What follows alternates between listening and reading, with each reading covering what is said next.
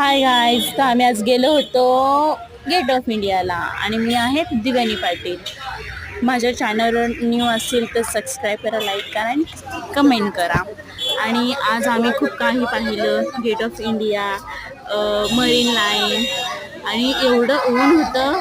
आम्ही भर उन्हात गेलतो आणि माझा भाऊ तर खूप कॉमेडी करतो. तर तो मध्ये मध्ये काय ना काय बोलून बोलून आम्हाला हसवत होता आणि सगळे लोक आमच्याकडे बघत हाय होते. गाईस, तुम्ही कसे आहे? तुम्ही तर चांगलेच असेल. माझं नाव अविनाश पाटील. मी सुरतवरून आलो तर मुंबईला. माझी ठाण्याला माझी मावशीची मुलगी असते. तर माझी ख्वाहिश होती मुंबईला की बघू मुंबई कशी असते.